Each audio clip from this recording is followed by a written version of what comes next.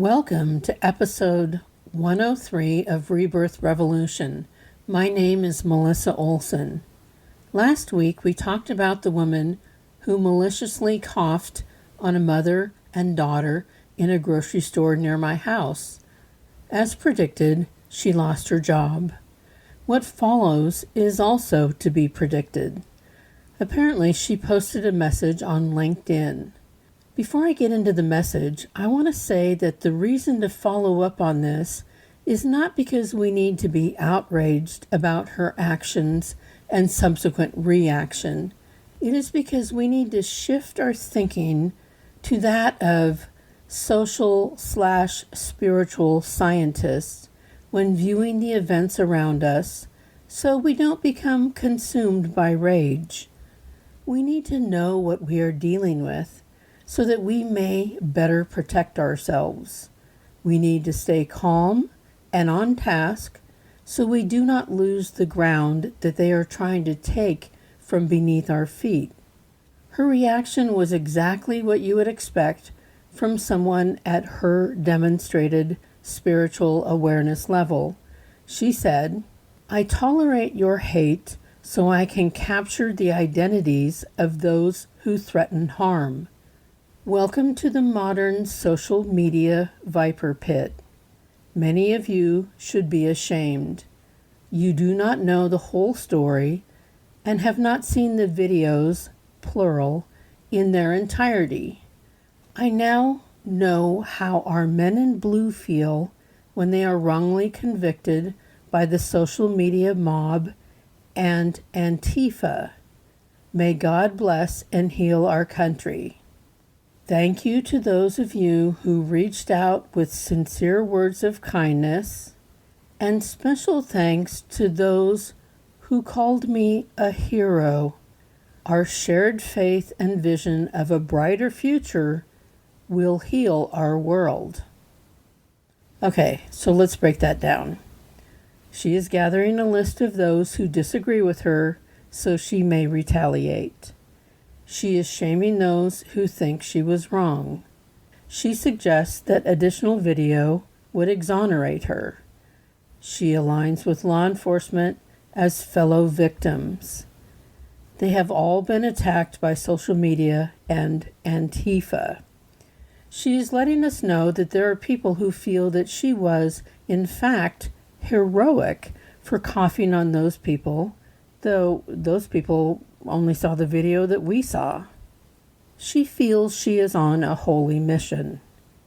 We've talked in past episodes about those moments when someone's actions are revealed to the public.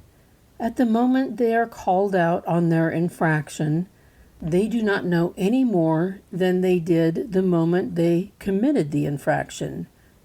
They are still in the same headspace.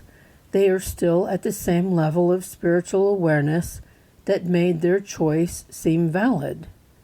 The response they give will reflect that, unless a PR firm puts together some fancy language that is meant to distance them from what they have done. The next day, the next week, the next month, they don't know any more than they did when they did the deed. True growth takes some time and some deep reflection. It also takes the active choice to see things differently and make oneself open to change. It's interesting that she didn't use the tried and true, "That's not who I am." This is a clue as to where we are right now in the culture. People used to always say, "That's not who I am," because they knew that what they did didn't reach the average level of spiritual awareness, what we call the collective culture. When that excuse is used, they know that they fell short and want you to think that they are not, in fact, short of the level that the culture expects. In this case, we have a woman who was living in the alternate reality that we see so much of these days. She has the mind virus that leads her to believe that her actions were righteous.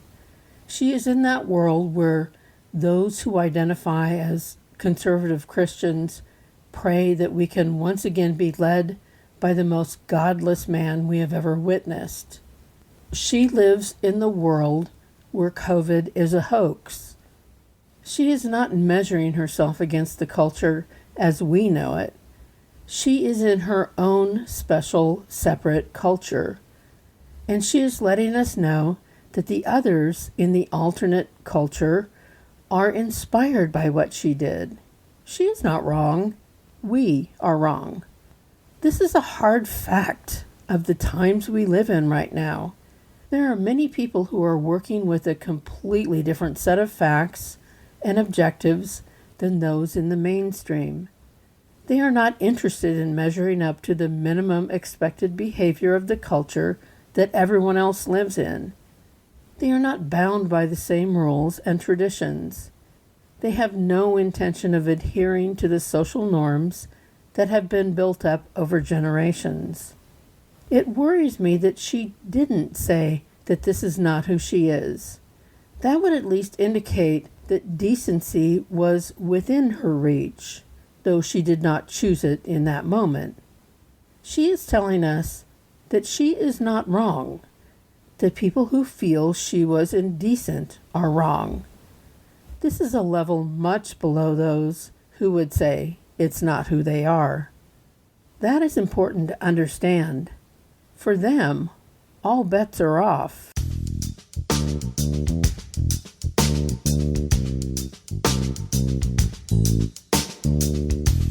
The reactions that people have to being called out on their behaviors or beliefs are on a spectrum that match their current level of awareness. People at the lowest levels will always deny having done something wrong, even when there is video evidence to back up the claim. Their thoughts will be self-protective and focused on retribution. There is no part of what is being said to them that they feel they might want to incorporate into their life and future choices. It's more about getting out of a jam and paying back anyone who caused their discomfort. As people grow to higher levels of awareness, the reactions will change. There is more openness to receiving information about what one can do better.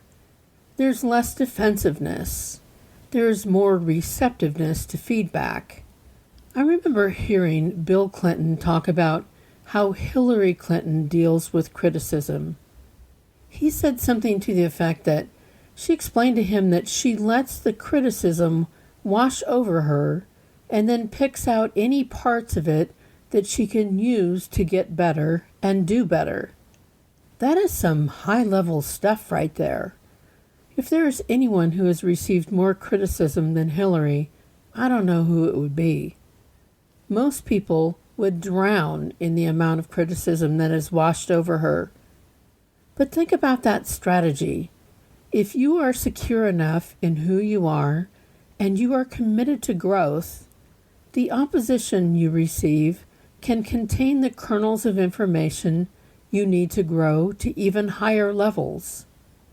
What others think of our choices may or may not be of any value, but it is a growth strategy to take what comes from those whose opinions matter to you and incorporate what resonates. Of course, that information most likely won't come from those who are at levels of awareness that are much below your own, but you never know.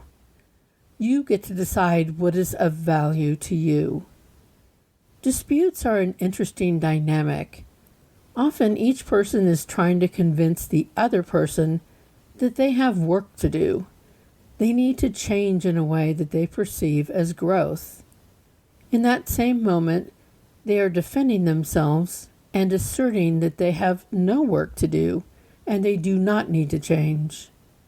When you are in a dispute, you are asking the other person to do something differently because you think that you need their change to bring you peace and happiness. The person on the receiving end is often arguing that they don't need to do anything differently, and the thing that needs to change is that you need to stop insisting that they do so. One person is asking for change, and the other person is not interested in changing. In the way the grocery store event played out, based on the description of the woman who was coughed on, the person without a mask wanted those with masks to take theirs off because the mere existence of their masks challenged her position. The wearing of masks by these complete strangers was creating a contrast that she was not comfortable with. So she wanted them to change so that she could be at peace with her position, the position that no one should be wearing masks. The people who were coughed on had no interest in changing to make her happy. The cougher's criticism washed over them, and they determined that none of it had any validity for them. In life, we challenge one another in all sorts of different ways, most of them not as off base and uncalled for as the grocery store scenario. But in each dispute, we are each responsible for sorting out what is ours to deal with and what is not. And it is our responsibility to deal with the part that belongs to us. If it is our lesson and we are prepared to learn it, then it is ours to work through. If it is our lesson, we will be the person who deals with the karma of the choices made, not the other person. Conversely, if the lesson belongs to the other person, you have no reason to carry it with you. It is their lesson. It is their karma. It doesn't require any further involvement from you. You can let it go. Other people's lessons and karma are just that. They are not your concern. All participants in this weird little drama had their own lessons to learn and will have their own karma to experience. For the cougher, it may never truly be understood, but the karma was pretty swift. Those who she drew into the drama also learned from the experience, including us. We can use this as a way to better understand human behavior. Multiple people can have the same experience, and some will wring lots of growth and deeper understanding from it, and others may not grow even a fraction of an inch. They may need their growth to come from a different situation entirely. Getting fired and excoriated online may not be the tipping point for the cougher. It may be something else, even something seemingly insignificant down the line that will turn the lights on for her. It is hard to understand, and it is hard to not be judgmental about it, but growth is a mysterious process that often defies logic and linear thinking. An event that creates massive change for one person may not even register for another. But all lessons will continue to be delivered in different ways until they are grappled with and mastered. That is how the system works. The beauty of it is that you only need to focus on your lessons. Free yourself of the burden of worrying about all the lessons that belong to other people. That ought to free up some space in your head and some time in your day.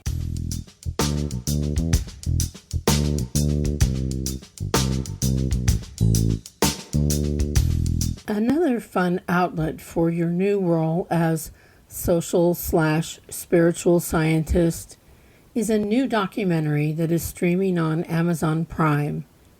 It's called Lula Rich, the story of a billion-dollar multi-level marketing clothing company.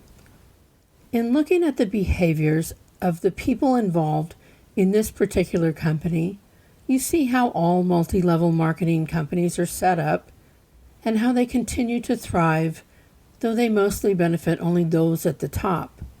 You also see so much human behavior that translates to any organization that exists. Humans are humans. We all have the same frailties. We all behave in ways that can be reasonably predicted. The reason to watch this particular circus is to see how easy it is for those who want to manipulate people for their own gains to do so. All they need to do is to tap into those soft spots of ours, the ones that make us all want to belong, want to feel important and special. They tap into the parts of us that are susceptible to wanting better things and more recognition. In a particularly twisted way, the founders knew how to tap into the desire that people have to spend more time with their families, though in reality, that is not what happened at all. Every wish they convinced people they would fulfill contained a trap door. Humans should not be ashamed of being human. We all have the same desires. They are built in. We just need to be much better at recognizing that for every desire we have, there are many people who will figure out a way to make money off of that. And the desire may remain unfulfilled even after they have drained your bank account. It is also interesting to observe how a venture that started out so simple grew into something so out of control. And at each step along the way, the founders had to build in more features that would continue to enrich them, no matter what it did to anyone else. You see this same behavior in every story of a cult or a religion or any other circumstance that causes people to gather. It reminds me of something that the brilliant George Carlin said. He said, "People are wonderful. I love individuals. I hate groups of people. I hate a group of people with a common purpose, because pretty soon they have little hats and armbands and fight songs and a list of people they're going to visit at 3 a.m. So I dislike and despise groups of people, but I love individuals. Every person you look at, you can see the universe in their eyes if you're really looking."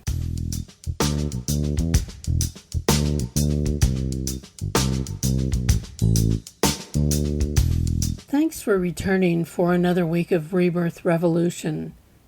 Every day brings up new angles on human issues that have existed since the beginning of time.